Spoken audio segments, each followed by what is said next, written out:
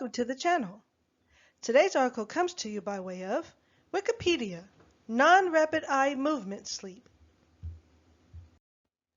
Non-rapid eye movement sleep, or NREM, also known as quiescent sleep. It is collectively sleep stages 1 through 3, previously known as stages 1 through 4. Rapid eye movement sleep, REM, is not included. There are distinct characteristics in each stage. Unlike REM sleep, there is usually little or no eye movement during these stages. Dreaming occurs during both sleep states, and muscles are not paralyzed as in REM sleep. People who do not go through the sleeping stages properly get stuck in NREM sleep, and because muscles are not paralyzed, a person may be able to sleepwalk. According to studies, the mental activity that takes place during NREM sleep is believed to be thought-like, whereas REM sleep includes hallucinatory and bizarre content. NREM sleep is characteristic of dreamer-initiated friendliness compared to REM sleep, where it's more aggressive, implying that NREM is in charge of stimulating friendly interactions. The mental activity that occurs in NREM and REM sleep is a result of two different mind generators, which also explains the difference in mental activity. In addition, there is a parasympathetic dominance during NREM. The reported differences between the REM and the NREM activity are believed to arise from differences in the memory stages that occur during the two types of sleep. Sleep spindles and K complexes. Sleep spindles are unique to NREM sleep. The most spindle activity occurs at the beginning and at the end of NREM. Sleep spindles involve activation in the brain in the areas of the thalamus, anterior cingulate and insular cortices, and the superior temporal gyri. They are different lengths. There are slow spindles in the range of 11 to 13 Hz that are associated with increased activity in the superior frontal gyrus, and fast spindles in the range of 13 to 15 Hz that are associated with recruitment of sensorimotor processing cortical regions, as well as recruitment of the mental or mesofrontal cortex and hippocampus. There is no clear answer as to what these sleep spindles mean, but ongoing research hopes to illuminate their function. K complexes are single long delta waves that last for only a second. They are also unique to NREM sleep. They appear spontaneously across the early stages, usually in the second stage, much like the sleep spindles. However, unlike sleep spindles, they can be voluntarily induced by transient noises such as a knock at the door. The function of these K complexes is unknown and further research needs to be conducted. Dreaming. Although study participants report of intense dream vividness during REM sleep, and increased recollection of dreams occurring during that phase suggests that dreaming most commonly occurs during that stage. Dreaming can also occur during NREM sleep, in which dreams tend to be more mundane in comparison. It was initially thought that NREM sleep is the absence of dreaming, or dreams occur more rarely compared to REM sleep because of 90 to 95% of those who wake up in the middle of REM sleep will report that they have had a dream, but only 5 to 10% of those waking up in the middle of a non-REM sleep will report they've had a dream. However, when asked for more general thought processes or feelings, 70% of those who awaken from NREM sleep reports of having dreamlike feelings, which is characteristic of NREM dreams, potentially disproving that theory. Research has also shown that dreams during the NREM stage most commonly occur during the morning hours, which is also the time period with the highest occurrence of REM sleep. This was found through a study involving subjects taking naps over specific intervals of time and being forcefully awakened. Their sleep was separated into naps including only REM sleep and only NREM sleep using polysomnography. This implies that the polysomnography occurrence of REM sleep is not required for dreaming.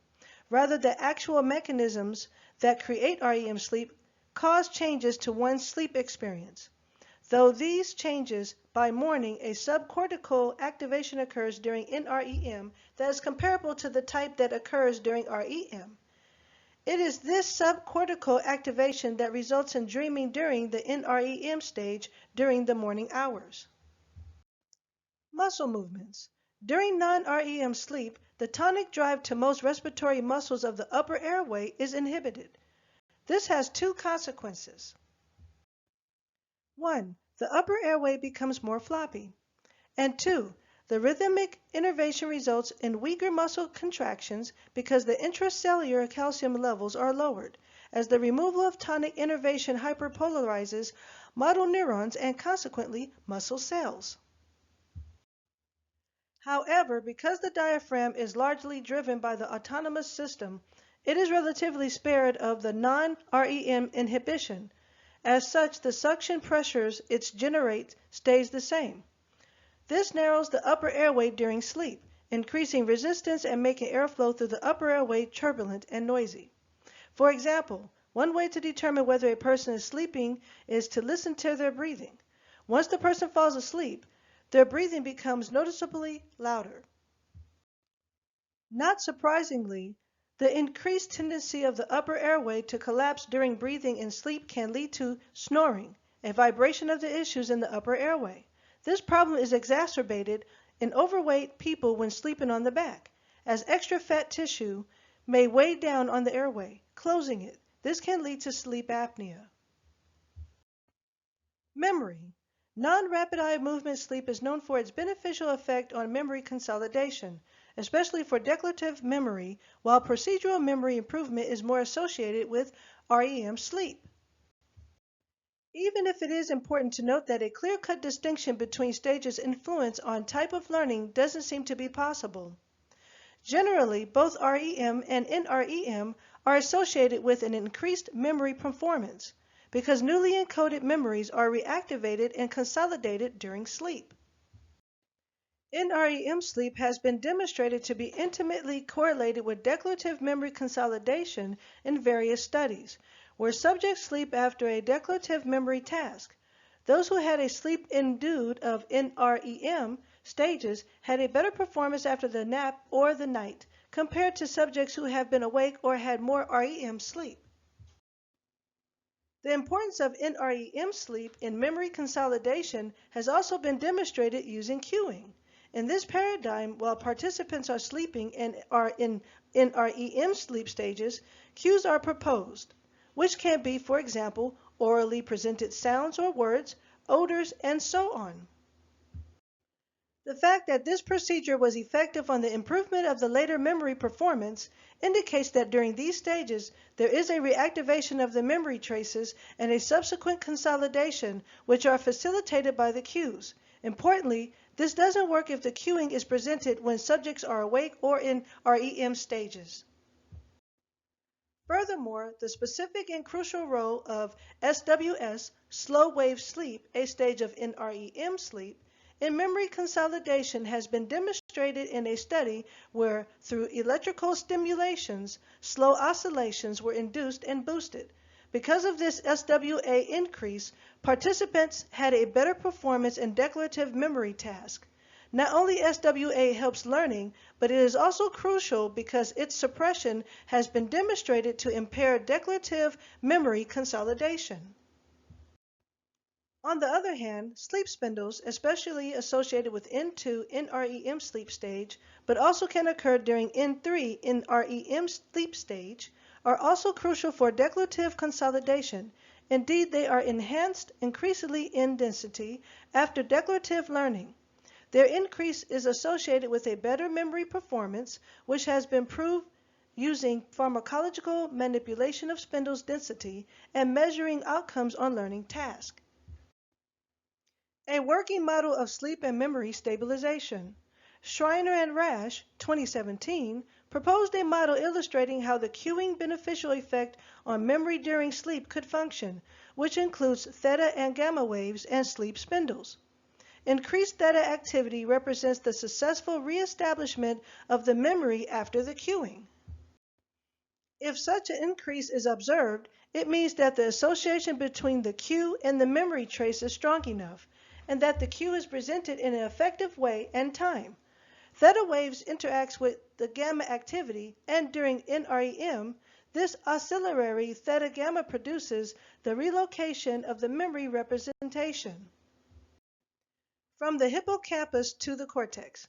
On the other hand, sleep spindles increase occurs right after or in parallel to the theta augmentation and is a necessary mechanism for the stabilization, the reinforcement, and also the integration of the newly encoded memory trace. Importantly, in this working model, slow oscillations have the role of a time-giving pacemaker and seem to be a prerequisite for the success of cueing.